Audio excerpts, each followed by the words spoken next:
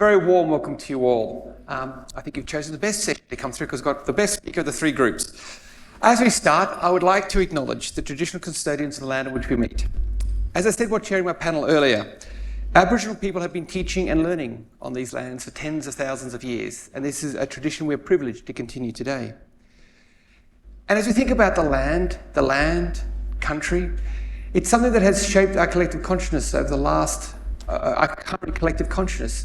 Yet one of the great, almost tragedies of our education system, as you heard from the Minister last night, there is an unacceptable equity gap between education in the city and education in the bush and our regions. Students in rural and remote areas are less likely to finish school, to attend vocational or tertiary education, and far more likely to be at the bottom of the SES quartile. And of course, we all know that this is an issue of access, not capability. And indeed, we have over 3,000 rural and remote students, many of them who, of course, are our highest performers. Many of whom, and I could go through a long list, but I don't have time, are our rock star performers in both education and research. So far too long, I think, in our country, we have not been focusing enough on ensuring, for a country that believes so much in equality and equity, we've not been focusing enough to make sure that we rid ourselves of this completely inappropriate inequality. We must recognise that universities are one broad education system that is lifelong in nature. All the way from early childhood, university or tertiary education, all the way through now, I think, to our grave, people will be thinking about education as a holistic. We have to make sure that as we go to this new journey, we make sure that all parts of Australia are equal participants in that journey. One of the things, and you'll hear from our speaker today, a background that I'm particularly proud of is what UNSW has done recently with our rural medicals. 4 places across New South Wales, Wagga, Albury, Port Macquarie and Coffs Harbour. We have some 600 medical students. And of course, all our evidence says is the medical students who are trained in regions stay in the regions. And in fact, we may bring this question later on, and I was talking to Tayla today, many of our Sydney-based students who then get a placement in our Wagga school continue to stay at the Wagga school and then have build lives and careers in the regions contributing there. But enough from me. Now it's been very, very pleasure to welcome to the stage Tayla Roberts. Ms. Roberts, I want to give you her background first. Okay. Ms. Roberts was a member of the Ministerial Reference Group for the Australian Universities Accord. Her upbringing in the small town of Streaky Bay, South Australia, some 700 kilometres west of Adelaide, has led to her advocacy as a rural student. She became a Rural Youth Ambassador in 2020. She worked as an intern and leadership program throughout 2022 and 2023, empowering rural Year 11 students to advocate for change in their schools, whilst of course developing their capacity for leaders. In 2022, she relocated to Adelaide to commence her studies in medicine at Flinders University. She has since been a passionate advocate for the interests of all rural students in Australia by addressing the inequalities experienced by regional, rural and remote students. Now, please welcome me, Tayla.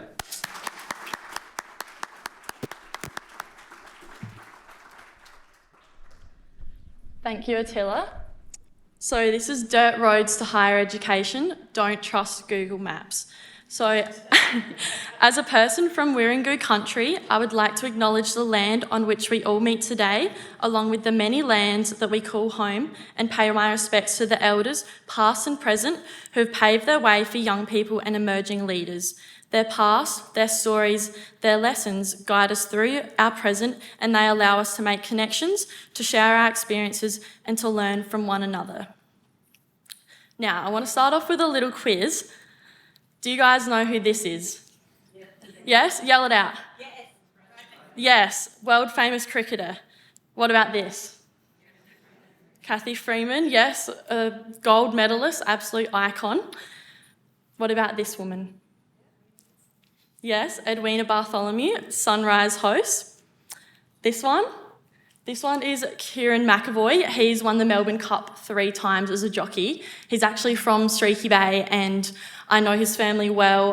His dad actually runs the Chook Lotto every Friday night at the pub that I work at. So lovely family there. What about this lady? Julie Bishop, yes, a politician. Jeff from the Wiggles, he needs no explanation. And Mick Fanning, an iconic surfer. Now, I want you to think about what do all of these people have in common? Yes, they are all very successful in their fields, in their own ways, and are super famous and just incredible role models, but they're also all from the country. So as I said, Curtin, he's from Streaky Bay, Edwina's from Whyalla, only 4 hours north of me, Mick Fanning's from Penrith, and yeah, there's just very, very inspiring people. Further to this, 38% of the top 100 CEOs in Australia grew up in regional towns. So, where on earth is Streaky Bay? Can you raise your hand if you actually know where it is? Like, honestly? Okay, that's better than expected. Usually people just nod and pretend. So these are some photos from my camera roll here on the right. But Streaky is 700 kilometres west of Adelaide. It has a population of about 1,500 people. My area school that I went to was reception to year 12 with 260 students. I was one of 8 year 12 students, so 8 in my year 12 cohort. Now, that meant that I had really limited subject selection. And in year 12, I decided that I wanted to become a doctor. The only problem there was to get into medicine, you have to do the prerequisites such as biology, chemistry, but my school wasn't offering them. Luckily enough for me, there was a program running along the Eyre Peninsula called Local Delivery, which is a blended delivery model provided through neighbouring schools. So basically, you meet with the other schools through Teams and they live stream the classes to the nearby schools. And then my teachers would come and visit me in person once or twice a term to do like the chemistry practicals and stuff in the lab.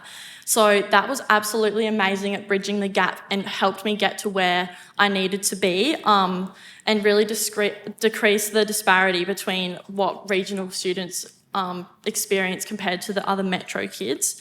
At the end of the year, I was super nervous for my ATAR to come out. Came out and I was super ecstatic to get 99.95, which...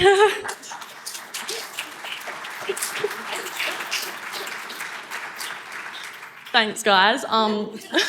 You don't need to clap. But yeah, I was super over the moon with that, and which meant I got an offer to study medicine at Flinders University in Adelaide. So I'm currently in my 3rd year and absolutely loving it. So once I got my offer, I packed up my car, I said goodbye to everything I know. I'd said goodbye to my family and my friends that I'd grown up with for my whole life. I left at dawn, hence the roos were out. Now, this was a bit of a problem because my little RAV4 doesn't have a roo bar, so that was stressful. I had to slow down a lot. Then, once the sun came up, I hit a corrugated road, so I had to slow down even more. Not the most fun terrain. Then I went through potholes and it was super muddy, and then I got bogged, which wasn't fun at all. So I tried to call the RAA for help, but of course there's no service out there, so I was stuck. And I had to wave over strangers and help them to pull me out. Eventually got out, and then finally I made it to Macca's in Port Augusta. That was really exciting. That was always a highlight of family road trips because we don't have Happy Meals in Streaky Bay. So once I refilled with a coffee, I kept going and I hit the busy highway. Now, this was super stressful because I've never driven in more than one lane of traffic and like trucks overtaking and just lots to deal with. And then finally I got into Adelaide. Traffic lights, also never had to deal with them in my life. Now, I'm in Adelaide, woohoo, finally the trip's over. However, I realised, oh my gosh, I have no family, I have no friends, I don't know anyone. Where do I stay? How do I find a house? How do I get a job and earn money for myself? How do I find my way around campus and find the door that I need to be in next Thursday? I don't think Google's going to be very helpful with all of this. So this is a metaphor for the journey that many rural young people experience when pursuing higher education. It's not unique, and it's the reality of relocating for study. The bumps in the road, the traffic, the potholes, getting bogged represent challenges rural kids face when they're trying to chase their dreams. So sharing stories and experiences was a key part of my role on the Ministerial Reference Group. I was the only rural student on there, so that was an amazing opportunity. So, what are the actual roadblocks inhibiting young people in the country from realising their dreams? Not actual kangaroos, like real things now. So, the lack of exposure is a huge one. We're confined to local influence, so we have no sense of diversity when it comes to careers. So, say if you grew up in a farming town, you might go and just work for dad on the farm, or if mining, same there, you'll probably just end up in the mines. You never know what you could be doing. Who knows if you're working on the farm, you could be the next person who cures cancer, that kind of thing. And it's just a shame that rural students, they don't know what's out there. And I like to call this, you can't be what you can't see. So because of this lack of exposure, you're kind of just isolated to what you've grown up with. Another struggle was, obviously we can't access the subjects that we enjoy and inspire us and are going to lead us down the pathways that we want, especially when it comes to prerequisites for university. We also have no support once we get to university. So I had an experience with this in my first week in first year, and I met this girl and I was like, oh, I'm from Shrieky Bay. She was like, where's that? I was like, oh, it's really rural. I was like, it's super rural. We don't have Woolies or anything. And she's like, what? How do you eat food then? And I'm like, no, we don't have Woolies or Coles, but we have a little IGA. We're not farming all the vegetables ourselves. So that's just a little example of how people don't really understand what being rural is like. Another thing is that unis often compete with each other to sell their degree to us. So when they come and visit our schools, they're just trying to show us, the fanciest buildings and convince us to go there. And that could be quite a problem because we want the real experience and the lived experience of what it's like to go to university. The cost of relocation is a huge barrier as well. Because rent prices are obviously extreme at the moment. Groceries are just through the roof. And this graph that I've taken from the Accord that's just got released shows that 28.4% of regional and remote students considered leaving their degree due to financial constraint. I can definitely vouch for this, as I know some of my friends, they wanted to go to uni, but then they just thought, oh, nah, I'll just start working and earn money. And they gave up on that dream just so they can have instant cash in hand and they don't have to go through those hardships. Another thing is there's limited scholarships available, particularly for people who are middle income, so they can't get Centrelink, but because you're not eligible for Centrelink, you're also not eligible for scholarships, so there's no support at all in that field. So, despite all these challenges, what's the recovery kit? How are we going to solve this?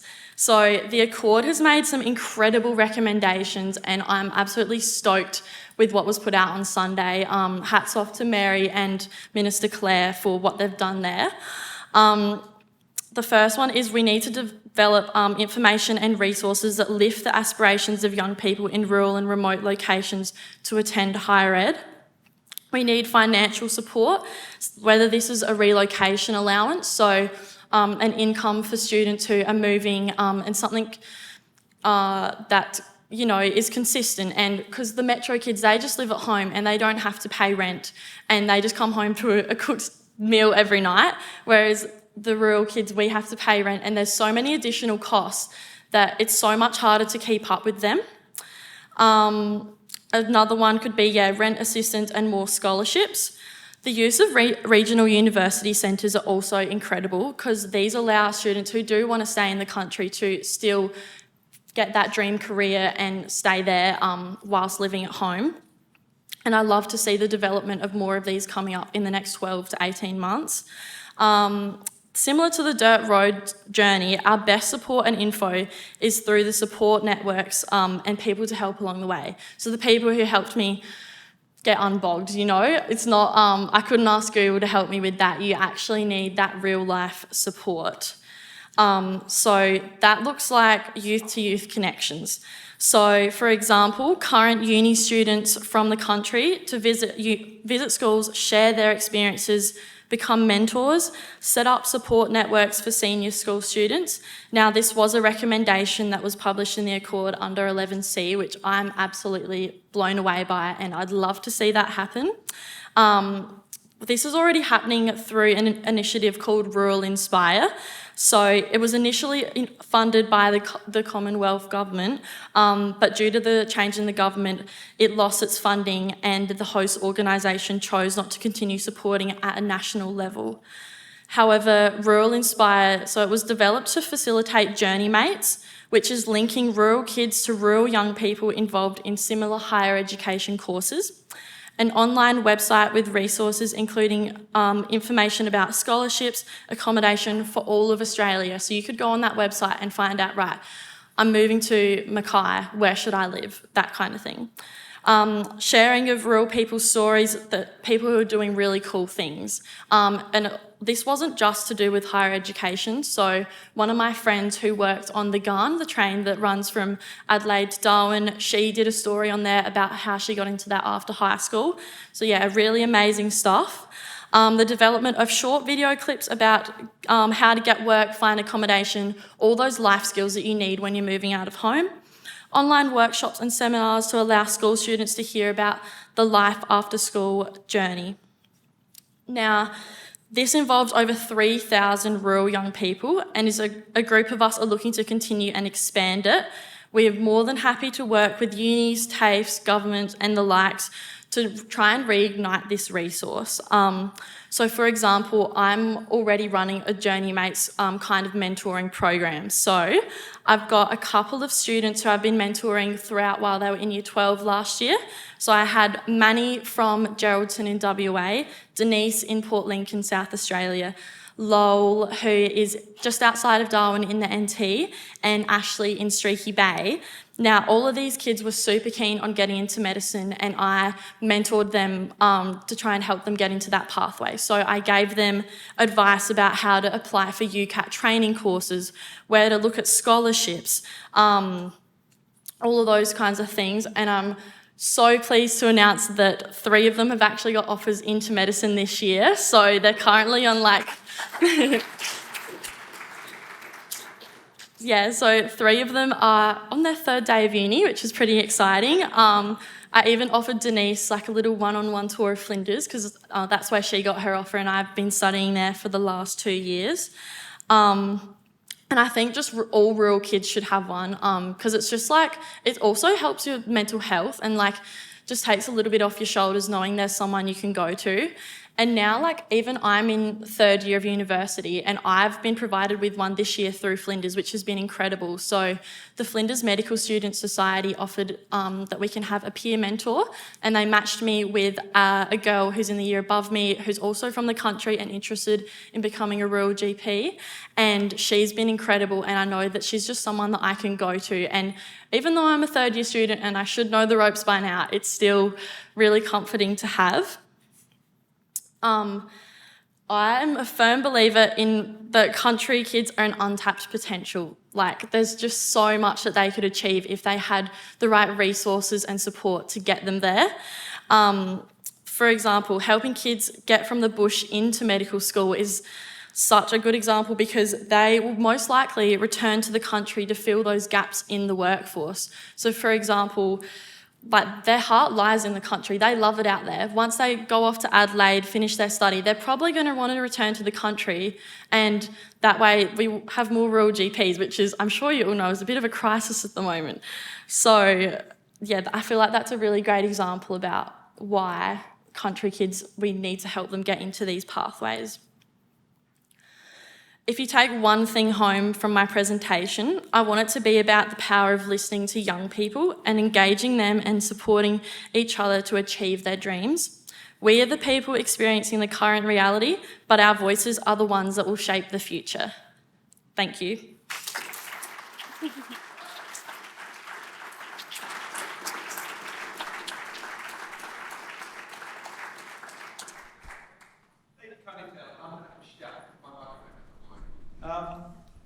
On your very last point about young people, the voice for the future, how do you feel to be one of the sole representatives on the Accord panel?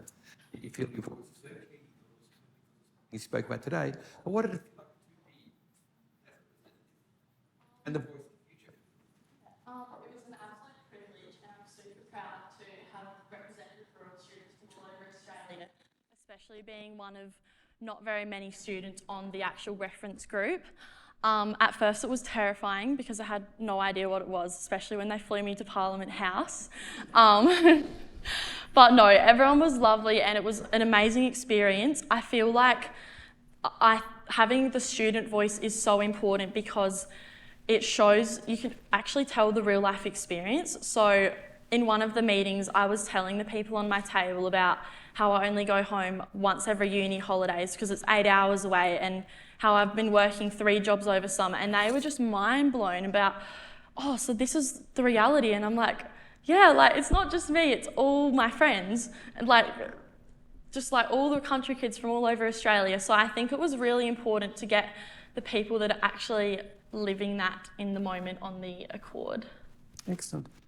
Another question, both from here and also from before. In your experience, you gave us a lot of tips as to what things that the Accord are going to do to make changes for regional and remote education, things that you suggested would help. If you had to pick just a couple, what from your experience, and remember you've got a lot of great people right here who've got great influence on what the universities do, Yes. What would you tell all of us how we could better welcome, better create a sense of belonging, better support regional students? The first thing that I would try and drill into is to listen to your students. I just think that's so important because they're the ones that are going to have the answers. They know what the problems are and they probably have some idea about how to fix it, even though they might not know the logistics of it. Another thing that I would say is to help create that youth-to-youth connection. Like I said, I'm 20 years old now and I still appreciate having that youth connection with my mentor, and I'm sure that my students who have just started uni have found their experience with me valuable, and I think it's so important that supporting each other and helping each other get to where we need to be is how that's going to work. Fantastic. One of the other things that we have here is, again, many regional students don't just go to metros or major regional centres. How do you support those who want to have choice wherever they go? And how do you help them when they get transition back? Are you referring to medical anything at all? Yeah, okay. We can focus on medical because that's where... Yeah. I think as long as you can help the students, so A, complete high school, get into whatever their pathway is, that's the most important, because for me, the barrier was at the first step. I couldn't even do biology at my school. So making sure they have the opportunities to do that. Finance is a huge thing. So many people won't actually pursue their dreams because of that financial barrier, and we see that so often with the equity cohorts, which has been outlined in the Accord. And then helping them get back to the country, I think that could be a huge role that the universities could play, because if you help establish like rural placements and that kind of thing, it's definitely going to draw their attention and their interest to the country when they go out there for 6 weeks and they're immersed in the community and seeing what it's really like to live out there. We know, again, I think there's evidence that most of us know the sector, that particularly with regional medical schools, the chances of regional graduates staying in the regions. At UNSW, we have 600, but I know with our biggest one at Wagga, I think it's a full 6-year program, 25 a year. But many of our Sydney students go to Wagga, fall in love with the regions, and then stay. Is this also an important model, do you think? Oh, absolutely, and it doesn't surprise me. It's a beautiful place to grow up, the country, and I think even if they don't end up staying there, it's still good that they get to experience that, and like they might be there for a couple of months and, you know, play on the local netball team and have that sense of belonging in their community, and I think that's really special. And maybe the city kids don't realise that that's what they're missing out on this whole time. So yeah, I think making sure that the universities really try and immerse as much of their cohort out into the country as possible is the key to making that happen. Another question the Accord spoke to was providing needs-based funding. And one of the things you spoke about in your presentation was the financial challenges of regional students in particular. Do you have any more insight to offer us as we think through how do we implement the needs-based funding? What do we do specifically for regional students? Yeah, for sure. So I think that links to the idea of a relocation allowance. So if someone's relocating to Adelaide, say from Coober Pedy, in the absolute middle of nowhere, of course they're going to need a little bit more financial support than someone who's relocating from, let's say, Victor Harbour in South Australia, only an hour away compared to in the middle of the desert, which is Coober Pedy. So I think that's where the needs base comes in, and there needs to be some form of assessment and review to see, right, they're moving halfway across the country, they're going to need much more support in comparison to, you know, those metro kids that I spoke about. They're living at home and it's a lot more comfortable for them. Now, I'm conscious of time. We've got a couple of minutes left, and there's a great last question that just popped up. One of the joys of universities is we can sometimes think a long time in the future. I can think 10, 50 years, and that's a great privilege. However, hearing your presentation, and it raises the question, what does success look like for you in the next 12 months? What should the universities do? What should the sector do in the next 12 months to tackle this challenge?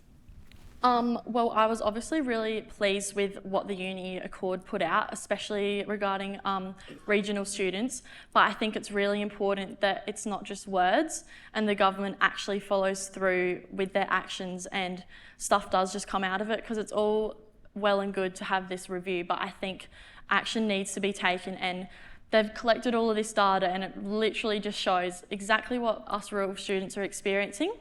And I would like to see some concrete things happening with the government, even more involvement from universities, like come up and chat to me if you've got questions or ideas, because I'm always keen to, you know, make stuff happen. Thank you very much. And thank you very much for your last one, which is wise counsel for us all, because as we go through the Accord, which is quite a landmark and mammoth document, there will be the question of what comes first and what are the priorities. Yes. And I think today you've provided some guidance on what some of the urgent needs that we need to support are. So if you could please join me in thanking Tayla again.